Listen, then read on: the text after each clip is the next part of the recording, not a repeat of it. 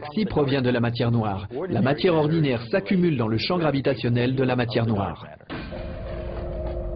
Mais après l'arrivée en scène de la matière noire, les scientifiques se sont demandé s'il s'agissait d'une nouvelle particule indétectable ou simplement de matière ordinaire invisible. Quand on a découvert la matière noire, tout le monde voulait savoir ce que c'était. Et bien sûr, la première réponse a été qu'il s'agissait simplement de la matière dont nous sommes faits, mais qu'elle ne brillait pas. Les spécialistes ont donc commencé par se tourner vers les objets dans l'univers qui n'émettaient pas de lumière. On a pensé aux trous noirs. Ils n'émettent pas de lumière, peuvent attirer à eux de la matière et être détectés par l'anti-âge gravitationnel. Cela pouvait prendre la forme de trous noirs ou de machos, qui sont à la base de petites étoiles sombres qui n'émettent pas beaucoup de lumière. Les machos se cachent dans le halo de la Voie lactée et sont détectés par la lentille gravitationnelle, mais ils ne sont pas assez nombreux pour rendre compte de la quantité de matière noire nécessaire. On a aussi soupçonné des étoiles mortes, comme les naines brunes.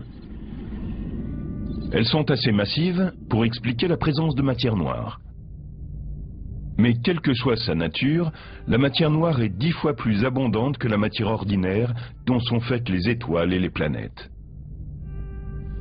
La matière qui se construit à partir d'atomes ordinaires, de protons, de neutrons et d'électrons, n'est pas assez abondante pour rendre compte de toute la matière qui se trouve dans les galaxies et les amas. Les recherches sur la matière noire continuent et les spécialistes émettent de nouvelles hypothèses. Ils reconsidèrent certaines particules découvertes précédemment comme les neutrinos. Comme la matière noire, les neutrinos traversent la Terre par millions, au même moment. Mais ils sont trop légers pour expliquer l'effet de la matière noire sur la gravitation. Et d'autre part, les scientifiques peuvent les recréer dans les accélérateurs de particules. Enfin, ils proviennent aussi du Soleil. Les axions sont une autre hypothèse pour la matière noire.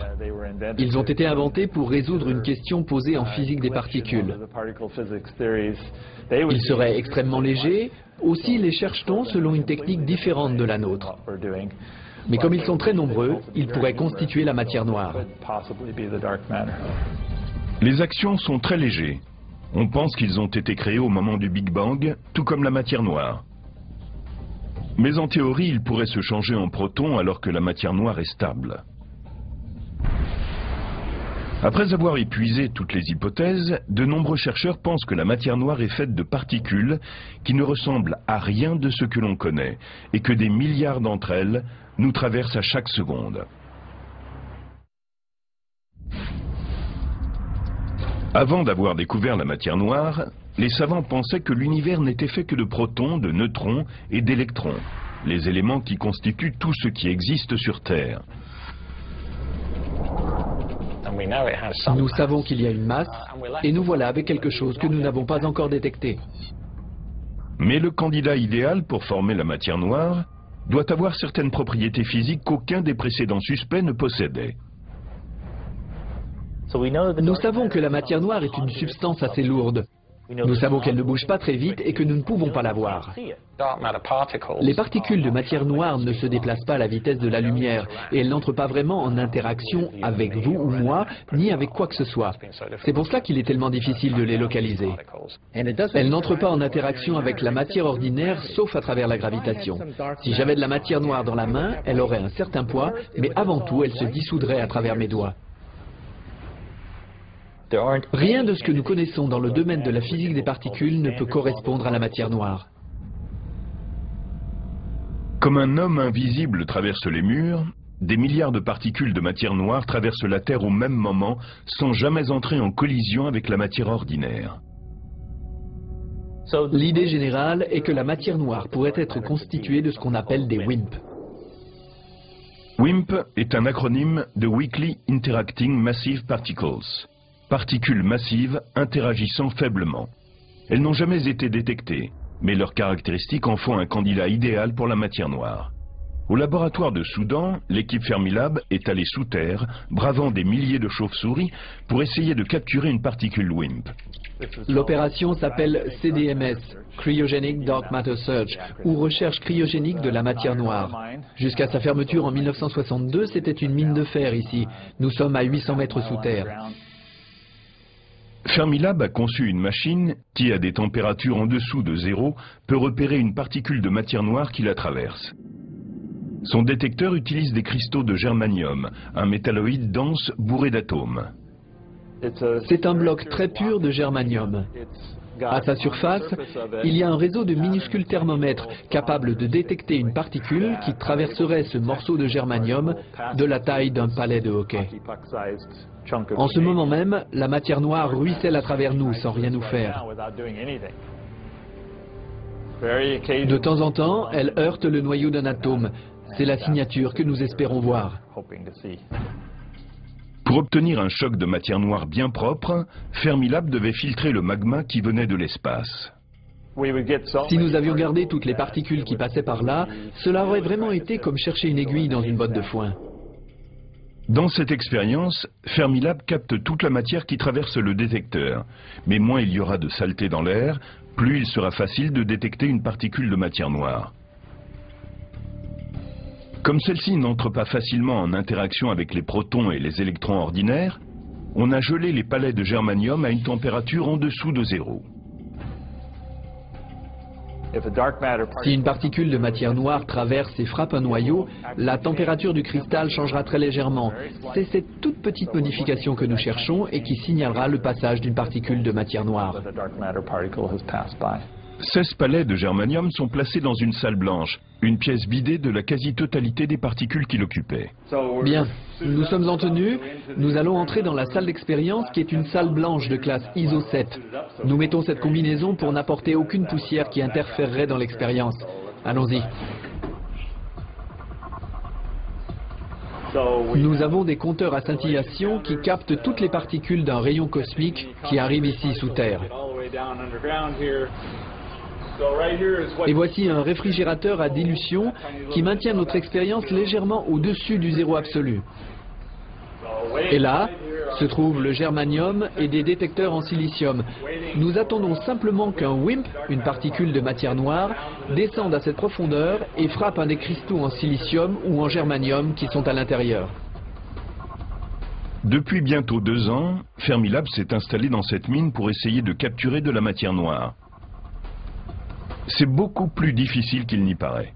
Bien que des milliers de particules traversent la Terre à chaque instant, il y a une chance sur 1 million que de la matière noire entre en contact avec de la matière ordinaire.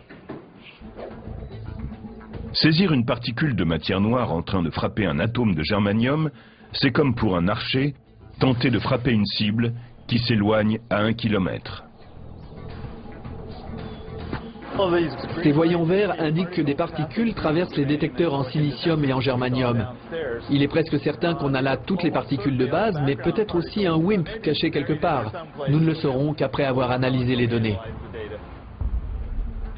Traquer la matière noire est un travail fastidieux. Chaque jour, l'équipe de Fermilab établit des rapports pour le labo souterrain, analyse les données et perfectionne son niveau de ping-pong en attendant le choc qui attestera de l'existence de la matière noire. Malgré tous ses efforts et sa patience, Fermilab, pas plus qu'un autre labo, n'a encore détecté une particule de matière noire. Malheureusement, nous n'avons vu aucune particule de matière noire jusqu'à présent.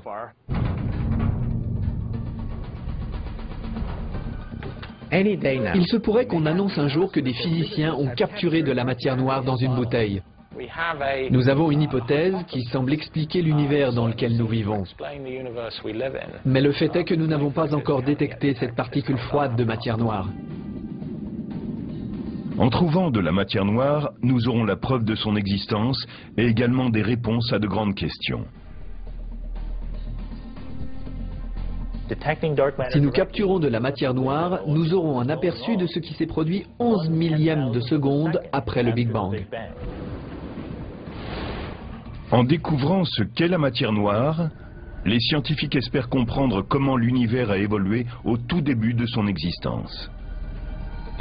La matière noire n'est pas seulement un élément mystérieux de l'univers, elle est fondamentale pour comprendre pourquoi nous sommes là.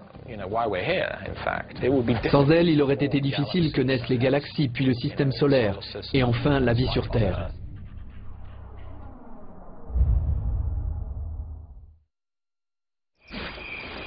On ne peut raconter l'histoire de la matière noire et de l'énergie sombre sans retourner en arrière, au début des temps, au moment du Big Bang, quand l'espace n'existait pas.